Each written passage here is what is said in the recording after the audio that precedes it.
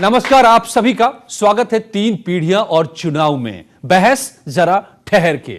और तीन पीढ़ियां और चुनाव में आज हम बात कर रहे हैं डर्टी पॉलिटिक्स की। जी, चुनाव के दिन है, चुनाव चल रहा है और इसमें जो पॉलिटिक्स का एक डर्टी साइड, एक वो पहलू जो हम सबको शर्मसार करता है, बार बार उभर कर वो सामने आ रहा है। जबकि हम तो उस देश के बाशिंदे हैं जहां पर राम राज्य की अवधारणा है, जहां चुने हुए प्रधानमंत्री नहीं थे राम, राजा राम थे वो, लेकिन एक व्यक्ति ने उंगली उठाई तो अपनी पत्नी तक को छोड़ना पड़ा। मर्यादा और आदर्श की वो ऊंचाई थी। और इसीलिए जब दुनिया का सबसे पहला लोकतांत्रिक सत्ता यहां पर आई, लोकतांत्रिक सरकार बनी यहां पर सबसे पहली, तो उसमें सर्वमत की सरकार थी। वैशाली के लोकतंत्र को याद कीजिए, करीब 2500 साल पहले एक व्यक्ति का भी विरोध सुना जाता था, माना जाता था और फैसले को रद्द कर दिया जाता था। जबकि उसमें तकरीबन 2500 से भी ज्यादा प्रतिनिधि हुआ करते थे, जिनको आज हम सांसद या विधायक के तौर पर जानते हैं। तो फिर क्या हो गया है कि आज मां बहन की गाली भी छोटी पड़ गई है हमारे पॉलिटिक्स में। इन चुनाव के दौरान लोग क्या क्या नहीं कर रहे हैं अपने आप को चर्चा में लाने के लिए, दूसरे को नीचा दिखाने के लिए। कोई चोर है तो कोई लुटेरा है, कोई जूते चलाता है तो कोई गालियां बकता है। कौन सी राजनीति हम कर रहे हैं और आने वाले भविष्य को कौन सा चेहरा हम राजनीति का दिखा रहे हैं? आज का यही मेरा सवाल है। आइए मैं पूछूंगा, सभी से मिलाऊंगा। मेरे साथ नई पीढ़ी भी के लोग भी हैं, हमारे साथ तमाम मेहमान भी हैं। सबसे करूंगा मैं बात, सबसे मिलवाऊंगा, लेकिन सबसे पहले ये रिपोर्ट। विवादित बयान, महिला अपमान, चुनाव आयोग की धीमी चाल, धर्म के नाम पर वो, थप्पड़बाजी, जूतम पैजाक, ये वो मुद्दे हैं जिनकी म्यान में 2019 की चुनावी तलवार सजाई जा रही है। वैसे तो सियासत का शर्म से कोई संबंध नहीं, मगर लोकतंत्र के तमाम लोकनायकों ने लिहाज की लाश पर अमर्यादा का लबादा लपेटकर इस चुनावी इम्तिहान में सभ्य यंत्र का दाह संस्कार कर दिया। 10 बरस जिसने रामपुर वालों का खून पिया, लहू पिया, जिसकी उंगली पकड़कर हम रामपुर में लेकर आए, रामपुर की गलियां, रामपुर की सड़कों की पहचान कराई, किसी का कांधा नहीं लगने दिया उसके शरीर से, आप गवाही दोगे। कांधा नहीं लगने दिया, छूने नहीं दिया, गंदी बात नहीं करने दी। आपने 10 साल अपना प्रतिनिधित्व कराया। रामपुर वालों, उत्तर प्रदेश वालों, हिंदुस्तान वालों, उसकी असलियत समझने में आपको 17 बरस लगे। मैं 17 दिन में पहचान गया कि इनके नीचे का जो वो खाकी रंग का है। सुन लो राजबब्बर के कुत्तों, तुमको और तुम्हारे नेता नचनिया को दौड़ा दौड़ा के जूतों से मारूंगा। झूठ फैलाया समाज में, जहां मिलेगा गंगा माँ की सौगंध, तुझे जूतों से मारूंगा। तुझे तेरे दलालों को लिखा है कि अगर इस देश का चौकीदार चोर है, अगर तू बोलता तो उन्हें सीधा देखा फेसबुक। जनप्रतिनिधियों में ऐसे जुबानी जंग शायद ही कभी देखी गई हो। बिगड़े बोल की बिसात पर सियासत के सभ्य चेहरे राजनीति के चेहरे पर असभ्यता का कालिक पोत रहे हैं। कहीं बयान वीर विवादित बोलों से प्रहार कर रहे हैं तो कहीं थप्पड़बाजी और जूतम पैजार के जरिए संसद का संग्राम छेड़ा जा रहा है। संत कबीर नगर वाले शरद त्रिपाठी के बूट बवाल को आप भूले भी नहीं होंगे कि बीजेपी के राज्यसभा सांसद जीवीएल नरसिम्हा राव पर एक शख्स ने जूता बरसा दिया। देखिए, बहुत शर्मनाक है ये, और मुझे लगता है कि बहुत एक मानसिक रोगी ही इस तरह की कोई हरकत कर सकता है। राजनीति की भंगिमाओं में धर्म के नाम पर खुलकर वोट मांगने का चलन भी इस चुनाव में खूब देखा गया। सीएम से लेकर पूर्व सीएम तक जिसको जहां मौका मिला उसने वहां धर्म को चुनावी धार देते हुए ध्रुवीकरण करने का वार किया। मुस्लिम समाज के लोगों को ये कहना चाहती हूँ, चुनाव में बीजेपी को हार का मुंह उत्तर प्रदेश से दिलाना है तो आप लोगों को अपने वोट को बांटना नहीं है, बल्कि एक तरफ अपना वोट गठबंधन के उम्मीदवारों को देना है। कि अगर कांग्रेस को अली पर, सपा बसपा को अली पर विश्वास है, हमें भी बजरंग बली पर विश्वास है। नेताओं के ऐसे नजरानों पर चुनाव आयोग ने अपनी धीमी रफ्तार का परिचय देते हुए किसी सिटिंग सीएम पर 72 घंटे का प्रतिबंध लगाया हो। बहरहाल राजनीति में घट रही इन घटनाओं से एक सवाल खड़ा होता है कि आखिर क्या वजह है कि जवाहरलाल नेहरू, राम मनोहर लोहिया और अटल बिहारी वाजपेयी जैसे महान राजनेताओं से विरासत में मिली सियासत को नेता गंदा बना रहे हैं। क्यों उसूलों पर चलने वाली पॉलिटिक्स आज डर्टी हो चली है। Bureau report, news 18। जी, तो आपने सुना कि किस तरह के हालात आज पैदा हो रहे हैं, और ये तो हम सारी बातें नहीं दिखा सकते इस एक प्रोग्राम में। जितना जो कुछ आ रहा है, हो रहा है, वो आपके सामने हर रोज आ रहा है, क्योंकि आजकल जमाना है टीवी का, और टीवी पे सब दिखता है, कैमरा सब कुछ बता देता है। आइए मेरे साथ जो मेहमान जुड़े हुए हैं मैं उनसे मिलवाऊं। प्रिया चौधरी मेरे साथ बीजेपी की तरफ से है, बहुत बहुत स्वागत है प्रिया जी का। आइए स्वागत करते हैं हम लोग। मेरे साथ हैं डॉक्टर अजय उपाध्याय, प्रवक्ता कांग्रेस के, बहुत बहुत स्वागत है। मेरे साथ डॉक्टर एमएच खान साहब बीएसपी के नेता हैं, बहुत बहुत स्वागत है खान साहब। डॉक्टर अजीज खान, प्रवक्ता एसपी के, बहुत बहुत स्वागत है अजीज साहब। ये बड़ी अच्छी बात है कि तीन डॉक्टर्स, तीन पीएचडी है मेरे साथ। आज पूछूंगा कि आप लोगों के रहते कैसे पॉलिटिक्स में इतनी गंदगी आ गई है। मेरे साथ पॉलिटिक्स को बड़े करीब से लगातार उस पर नजर रखने वाले अमलेंदु उपाध्याय साहब, राजनीतिक विश्लेषक है, बहुत बहुत स्वागत है आपका अमलेंदु जी। और इसके अलावा है जनता, पब्लिक, यंग जनरेशन खास तौर से, जो कैसे देखती है इस पॉलिटिक्स को, इस शैली को, इन शब्दावलियों को, इन गालियों को। ये पूछूंगा और ये सवाल उठाएंगे आज। लेकिन सबसे पहले डॉक्टर खान, सबसे बुजुर्ग हमारे बीच आप हैं। 3 पीढ़ियां और चुनाव है ये प्रोग्राम, और मैं बता दूं कि ये कोरी बहसबाजी का प्रोग्राम नहीं है। बहस जरा ठहर के, इत्मीनान से। आप बताएं, आपने तीनों पीढ़ियों की पॉलिटिक्स को देखा है, क्या हो गया है आज की राजनीति को? देखिए अजय जी, ये आजकल जो राजनीति का माहौल बन गया है, वो किसी भी तरह से सत्ता पे काबिज होने की स्थिति है। सेवा भाव नहीं रह गया है कि हम सेवा करने के लिए आ रहे हैं। पहले के हमने देखा है कि लोग एमएलए होते थे, एमपी होते थे, रिक्शे से चलते थे, और रिक्शे पर चल के लोगों के बीच में पहुंचते थे, एक जीप से, एक गाड़ी से चुनाव प्रचार करते थे। आज नेताओं में होड़ मची हुई है कि किसके पास कितनी लंबी गाड़ी होनी चाहिए, किसके पास कितनी गाड़ियों की कतार होनी चाहिए। तो उसका ये फायदा उठाते हैं कि हम कब सत्ता में पहुंच करके और अकूत धन अर्जित करें। ये समाज के लिए बड़ी खराब स्थिति आज के डेट में आ गई है। तो और अगर नहीं कुछ कर पाते हैं तो माँ बहन की गाली भी बक रहे हैं, और नहीं कुछ कर पाते हैं तो आपको ही ऊपर हमले भी कर देते हैं, आप लहू लुहान भी हो जा रहे हैं, आप किसी तरह से बूथ कैप्चरिंग भी कर ले रहे हैं।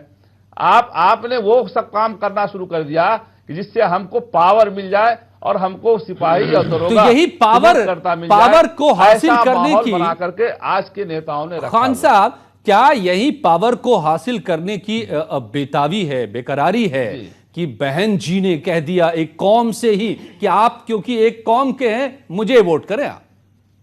ये भी उसी स्तर पर है। पहली बार ऐसा हुआ होगा शायद, मुझे नहीं याद है, आप लोगों को याद हो तो बताएं कि किसी राष्ट्रीय पार्टी के राष्ट्रीय अध्यक्ष पर बैन लगा हो कि आप नहीं बोल सकते 48 घंटे तक। ये नौबत आ गई। हाँ, अब आप सुन लीजिए ना। देखिए, एक तो बहन जी की बात को ट्वीट गलत किया गया है। बहन जी ने कहा था ये बात हर पॉलिटिशियन कहते हैं, कहने के बाद जब सवाल उठते हैं, मुस्लिम वर्ग का हमने एक टिकट नहीं देख लीजिए, सुन तो लीजिए मेरी बात को। एक हमने मुस्लिम जात के लोगों को हमने यहाँ पर प्रतिनिधित्व देने के लिए टिकट दिया है।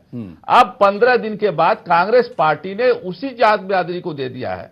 तो हमने ये कहा है कि आप लोग इकट्ठा हो जाइए, और जो हमको 2014 में जिस पार्टी ने आपसे कहा क्यों था कहेंगे कि 15 लाख कहेंगे आप, क्या कांग्रेस को चुनाव लड़ने का अधिकार नहीं है? क्या कांग्रेस ने अगर खड़ा कर दिया तो वो गलती कहां से हो गई? क्यों कोई जाति या धर्म की वजह से एक को वोट दें? ये तो अपने आप में बड़ी अजीब सी बात है। इसको डिफेंड भी कर रहे हैं आप कि एक तो आप धर्म के आधार पर वोट मांगते हैं, फिर डिपेंड करते हैं। ये सोचिए डॉक्टर साहब, सोचिए। मैं मौका देता हूं अजीज खान साहब के पास भी आऊंगा, लेकिन डॉक्टर अजय उपाध्याय भाई, ये क्या है? अब आपके नेता तो सीधे प्राइम मिनिस्टर को ही कहते हैं कि चोर है। मतलब ये नौबत अब आ गई है। वो चोर है तो केस कीजिए, उसको उनको जेल में होना चाहिए, किसी थाने के हाजत में होना चाहिए उनको। प्राइम मिनिस्टर कैसे रहेगा वो व्यक्ति? अजय जी, और अगर प्राइम मिनिस्टर है तो वो चोर कैसे उसको कहा जाएगा? अजय जी, बहुत ही अच्छी बहस और बहुत ही अच्छे टॉपिक पर आज आपने ये शुरुआत की है। यदि ऐसी चीज़ें मीडिया में आने लगे और ऐसी चीज़ों पर बहस हो तो निश्चित तौर पे हमारी नई जनरेशन और राजनीति की दिशा और दशा दोनों बदलेगी। भारत लोकतांत्रिक देश है और लोकतंत्र में शालीनता नहीं हो, लोकतंत्र में विनम्रता नहीं हो और राजनीति करने वाले लोग एक सही सच्चरित्रता के साथ देश के दिशा को आगे नहीं बढ़ाएं तो फिर राजनीति का स्तर निश्चित तौर पे गिरेगा और आज वो निरंतर गिरता रहा है। अक्रॉस द पार्टी लेवल में बात कर रहा हूं जी। आज जरूरत है, आपने सुना होगा राम मनोहर लोहिया जी ने बार बार वो कहते थे कि लोक राज, ये लोकतंत्र लोक राज है, जनता का राज है। और लोक राज जो है लोक लाज से चलता है। जब यदि लोक लाज नहीं हो तो वो राज चलाने का कोई अर्थ नहीं है। और मैं कहता हूं कि जो उस पद पे है उसकी भाषा का भी, उसकी शालीनता का भी जरा आप उदाहरण पेश करेंगे तो आपको पाएंगे पिछले 4 वर्षों में किन किन तरह के भाषा का प्रयोग प्रधानमंत्री जी स्वयं अपने भाषणों में लगातार कर रहे हैं। चुनाव के दौरान जवाब प्रिया देंगे, कभी वो पिछड़े बन जाते हैं, कभी वो अगड़े बन जाते हैं, कभी वो हिंदू हो जाते हैं, कभी वो मुस्लिम हो जाते हैं। दुखद है इस देश में। जहां तक चोर की बात है, एक सवाल होते हैं अजय जी, हमने चोर प्रधानमंत्री जी को नहीं कहा, नरेंद्र मोदी जी को नहीं कहा, हमने उस चाकूदार को कहा है जिसने इस देश में लोगों को धोखा और जुमला पढ़ करके चाकूदारी की बात की थी। और चाकूदार रहते हुए राफेल की इतनी बड़ी चोरी होती है। देश से 30 लोग बैंकों का पैसा लेकर के बाहर विदेश चले जाते हैं और उस पर कोई कार्रवाई नहीं होती। और भी बहुत सारे हैं, मैं एक-एक करके आता हूं आप सभी के पास में। 5 लोग भी नहीं आया विदेश से, लेकिन देश से 5 नाम जरूर हम बता सकते हैं। ठीक है, ठीक है, मैं आऊंगा दोबारा आऊंगा। देखिए सबको पहले ले लूं मैं एक-एक करके। नीरव, सबको आपने जाना, कैसे कैसे सबको देश से जाना पड़ा है। ठीक है, इसका जवाब प्रिया देंगी। बार बार वो लोग जवाब दे भी रहे हैं कि आपके वक्त में ये लोग घपले करते रहे, अब इन्होंने कानून बनाया है कि उनको पकड़ के ला रहे हैं। ये इनका कहना जवाब है। जो बोलेंगे प्रिया मैं पहले से जानता हूं क्योंकि हर रोज यही काम कर रहा हूं, डिबेट ही कर रहा हूं। कुछ नई बातें बताइए अजीज खान साहब, डॉक्टर अजीज खान। डॉक्टर साहब भाई, आप लोगों के ऊपर भी बहुत सारे अब तमगे लगते रहे हैं, है ना, दबंगई वाले, गुंडई वाले, पता नहीं किस किस तरह के तमगे लगते रहे। मैं नहीं लगाना चाहता, ये जो रहे हैं मैं वो बता रहा हूं। क्या आज की राजनीति वाकई वहां पहुंच गई है कि कभी कभी शर्म आती है कि ये हमारे नेता है, ये हमारे राजनेता है, ये हमारे लीडर्स है, हमें लीड करते हैं, देश को आगे ले जाने का काम इनके हाथों में हम देते हैं। जिस तरीके का गुफ्तगू चल रहा है वाकई में ये बहुत ही ये एक नई दिशा देगा राजनीति को। और आपने टॉपिक बहुत ही बेहतर चुना है। एक बात समझें, आपने कहा साहब दबंगई का आपके ऊपर आरोप लगा और जो भी तमाम बातें कही आपने। आज आप देखिए कि संवैधानिक पद पर बैठा हुआ शख्स वो कैसी कैसी बातें कर रहा है। अफसोस की बात है कि खुलेआम संविधान की धज्जियां उड़ाई जा रही हैं।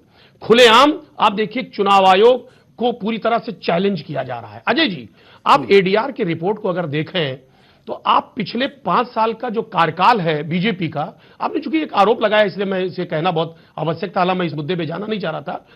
172 बार हेट स्पीच दिया गया है 44 नेताओं के द्वारा इन 5 सालों में। आप समझे, यूपीए 2 में यह केवल 31 बार था, यानी 500% का इजाफा हुआ है हेट। तरक्की कर रहे हैं इस बात का कि आगे बढ़ रहे हैं। ये हेट स्पीच की बढ़ोतरी क्यों हुई? कि कभी खान साहब, एमएच खान साहब वाली पार्टी जो है बीएसपी कहती थी कि चढ़ गुंडन की छाती पर मोहर लगाओ हाथी पर, और आज मायावती जी ने एक ही मंच से मैनपुरी में कहा है कि पिछड़ों के असली नेता मुलायम साहब है। तो भाई ये जनता किसको क्या समझे, किसको क्या समझे? और ये सत्ता लोलुपता नहीं तो क्या है? ये मैं सवालों के साथ छोड़ जाता हूं। देखिए अजय जी मुझे 30 सेकंड का मौका दे। सुनाइए अपनी बात रखने के लिए मुझे 30 सेकंड का मौका दे। 30 सेकंड का मौका दे। सर आप इस बात को समझिए, पिछला इतिहास तो देखिए ना सर आप। आज मुख्यमंत्री, उत्तर प्रदेश का मुख्यमंत्री साहब किस तरीके की बात कर रहा है साहब, धर्मों में लोगों को बांट रहा है, ध्रुवीकरण का प्रयास कर रहा है, अली बजरंग बली की बात कर रहा है। अब साहब कह रहा है एक खास कौम को हम इस देश में रहने नहीं देंगे, तमाम तरीके की बातें। आप उस पर चर्चा नहीं कर रहे। अजय जी, तो मेरा सवाल है कि आप अली की बात करते हैं, वो बजरंग बली की बात करते हैं। पिछड़ा नेता यानी एक जनता कहती है कि भाई इनको मंदिरों मस्जिदों में रहने दीजिए, हमारे लिए अगर आप वो क्या एक करते मंच हैं पे आ रहा है, बताइए। तो आज देखिए कि आज बीजेपी को तकलीफ कितनी है, क्योंकि वो बेनकाब हो रहे हैं। आज जनता चलिए बीजेपी से पूछते तो प्रिया से, बीजेपी बेनकाब हो रही है, प्रिया चौधरी मेरे साथ है बीजेपी कर रहे हैं। मैं खान साहब लौटूंगा आपके पास, एमएस खान साहब। तकलीफ होना जायज है, तकलीफ होना जायज है। ठीक है, ठीक है, ठीक है। पार्टी विद अ डिफरेंस, चाल चरित्र वाली पार्टी है ये, चेहरा वाली पार्टी है, राम राज्य की बात करती है। और राजा राम ऐसे शासक थे जो सवालों से परे थे। एक उंगली उठी तो उन्होंने पत्नी का त्याग किया, और बहुत कुछ उनके जीवन में, बहुत सारी ऐसी मर्यादा की बातें हैं। कहां गई वो मर्यादा? देश के प्रधानमंत्री के रूप में जो राम बैठा है वो भी यही कहता है कि फकीर हूं, झोला है मेरे पास और कुछ नहीं है। एक बात बता दूं, जो ये बात की जा रही है, हर एक्शन का एक रिएक्शन होता है, ये हम सब जानते हैं। ये जो जितनी हेट स्पीचेस की बात हो रही है, ये बयानबाजी की बात हो रही है, क्या ये सिर्फ पिछले 5 साल में उभर कर आई है? और अगर पिछले 5 साल में उभर कर आई है तो कब आई है? उस दौरान आई है जब 2013 में चुनाव कैंपेन शुरू हुआ था, जब ये खुले तौर पर कह दिया जाता था कि एक चाय वाला प्रधानमंत्री बनेगा क्या, जब ये कहा दिया जाता था कि खून का सौदागर है, खून की दलाली करता है। जब ये वर्डिंग्स निकल कर आई तो उनका रिएक्शन कुछ ना कुछ तो सामने आएगा ही। सिर्फ पिछले 5 साल में ही सारे नकारात्मक काम हुए हैं ऐसा नहीं है, जो सकारात्मक काम हुए हैं उनके लिए भी तो कोई बात करे। ये जो मैं आज यूथ लीडर के तौर पर यहाँ पर बैठी हूँ, जो सामने जनता यूथ यहाँ पर बैठी है, वो ये बयानबाजी नहीं सुनना चाहती कि तू और मैं, एक चाय वाला है तो हम दूध वाले हैं, ये बयान नहीं सुनना चाहती। अली और बजरंग बली एग्जैक्टली नहीं सुनना चाहती है। जनता ये सुनना चाहती है कि आप हमारे लिए करोगे क्या, कौन सी पॉलिसीज पे काम करोगे। आपको क्या लग रहा है कौन जिम्मेदार है इसके लिए? देखिए, जिम्मेदार सिर्फ किसी एक व्यक्ति या किसी एक दल को नहीं ठहराया जा सकता, और मुझे लगता है कि जनता भी जो है थोड़ी बहुत उसको भी अपनी जिम्मेदारी महसूस करनी चाहिए। सारी चीज़ें हैं। देखिए, पहले होता क्या था कि चूँकि आज़ादी की लड़ाई के बाद जब स्वतंत्र भारत की राजनीति शुरू हुई जी, तो राजनेताओं के अंदर एक भाव जो सेवा का था, जो आज़ादी की लड़ाई से निकले हुए लोग थे। हालांकि उस दौरान भी ऐसे लोग आए जो आज़ादी की लड़ाई में नहीं थे, वो भी आए जी, लेकिन देश की जनता ने उनको ठुकराया, और जो आज़ादी की लड़ाई का जिनके पास अनुभव था या जो उनकी प्रेरणा थी वो जिनके साथ थी, देश की जनता ने उनको अपनाया। बिल्कुल। तो इसलिए राजनीति का स्तर मेंटेन रहा। आपने जैसे अपना ये प्रोमो चलाया और आपने उसमें बताया कि पंडित जवाहरलाल नेहरू, डॉक्टर राम मनोहर लोहिया और अटल बिहारी वाजपेयी, इन लोगों से संसद चला करती थी और उनकी बहसें सुनने लायक हुआ करती थी। मुझे लगता है कि वो स्तर 90 के दशक तक भी शायद वो कायम रहा, और 90 के दशक के बाद धीरे धीरे वो गिरावट जो थी एकदम से आना जो शुरू हुई।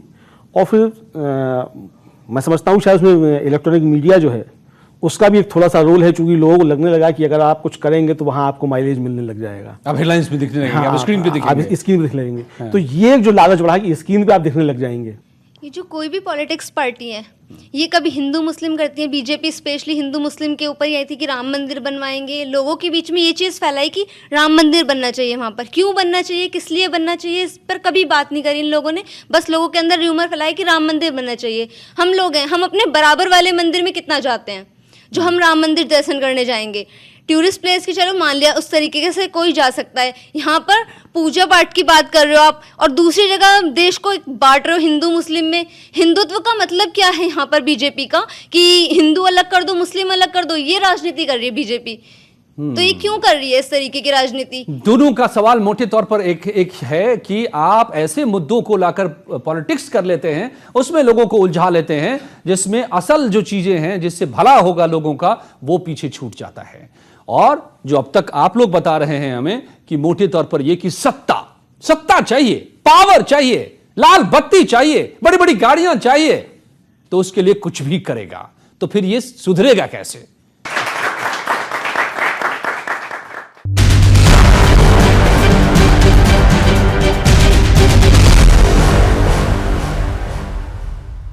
Vimal presents this selection.